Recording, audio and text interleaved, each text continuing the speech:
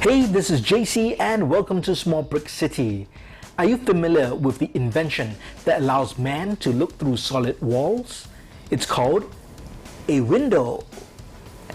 Now this video is not about corny jokes, it's about how to detail the outside of a Lego building or house. And if you look over here, I have a section of a wall which measures just under 10 bricks high and 8 studs wide. And this is something you might find in a creator house set. It's quite pleasing to the eye since there are different colors. There's a contrasting roof with the wall. There's a window that hinges open as well. But in my opinion, it is also a bit plain. So I think there's a way to make this more detailed and more interesting so that your overall building becomes much more interesting to the eye. You can do this for MOCs that you're building, or you can even take existing Lego sets that you have and you can jazz it up. So I'm going to do a live build and I'm going to show you the different parts, and I'm going to make a replica of this particular section of a wall and see if we can make it, look even better and more interesting. So let's get started. Here are the basic bricks and parts I need to replicate this section of the wall. But I want to make a more detailed version of this wall, which means I need more parts. Anytime you build a detailed MOC, you definitely need to invest more in parts. But let's take out the cost of the parts in this video discussion, and let's just focus on making this a very detailed and interesting wall. So the additional parts that I'm going to use are masonry bricks. I really like these masonry bricks. I think they add a lot of texture to any MOC. Now, I'm not saying that you need to build an entire building out of these bricks. That can be very expensive, and I think it's better to sprinkle them in with regular bricks, and that gives a more visually interesting look. And you'll see what I mean in just a bit. I'm also going to use these 1x2 jumper plates.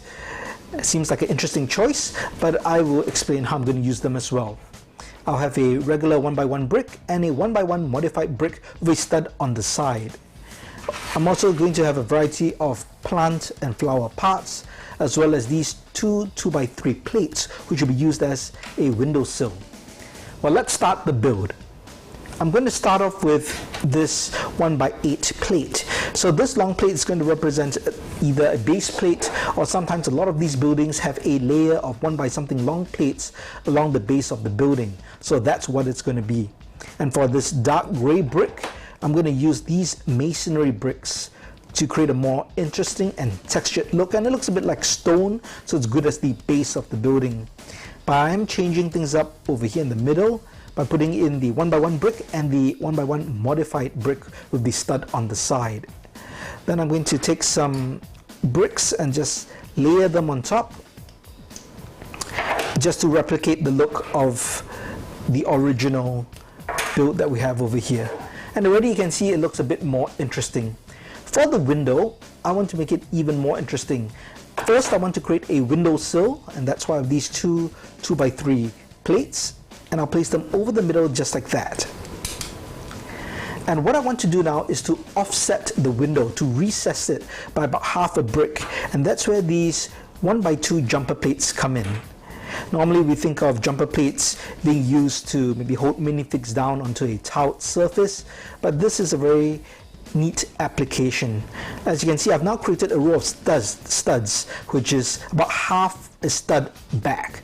So if I place the window on it just like that, you can see it's recessed, and that's just a nice little thing. Sometimes details about creating small changes and small details is not making drastic things, and I believe that a lot of small little things coming together creates big change.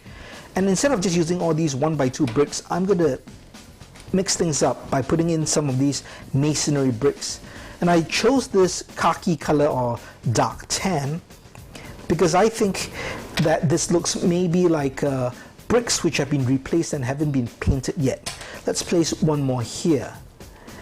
Now I have to create the offset back so that I can layer this entire top, and that's where the remaining jumper plates come in, and I'm going to place them over the top of the window just like that. In fact, no, that's not right. I have to actually push it out like that, and that's so that it's in line with the bricks, as you can see. So that's the way it should be done. This allows me then to layer the bricks on top, just like that, and I'll use the remaining masonry brick over here. And notice there's a joint between these two 1x4 bricks. So if you have a choice, you'd always want to use a long brick to cover over a joint. So this interlocks the bricks together. See, if I were to put this here and place this 1x2 brick here, there's nothing locking this together. You can see it splits. So if you have the choice and the bricks are right, always remember to overlap the joints between bricks, and you can see that's much more solid. And finally, I'll take the roof piece and place it on top and cap it with the towel. And all this again, this is for structural soundness of the build. By overlapping the joints, everything is nice and solid.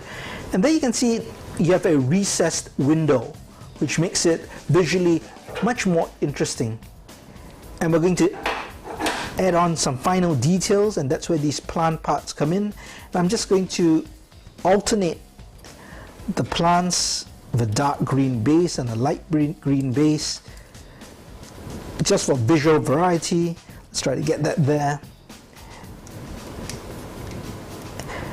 And remember that modified brick with the hole, that's where this piece comes in. I think that fits nicely there. And I use this stem part to plug it in so that it doesn't fall out. And if you look at that, that is a completed detailed replica of this. And you can see it's so much more interesting. Imagine you have a much bigger building or house with bigger walls. You'd apply the same idea and techniques to make it more varied and more interesting. And you can see immediately something that would look, I would say, rather plain or boring for an entire house becomes so much more textured and interesting and just so much more pleasing to the eye. I hope you enjoyed this video on how to detail the exterior of a LEGO house or building. If you have any questions, please feel free to ask. If you have any suggestions on how to make a wall or an exterior of a building look even better, please let me know in the comments as well. If you liked the video, please give it a thumbs up, and if you haven't, please subscribe to the channel. And be sure to turn on the notifications.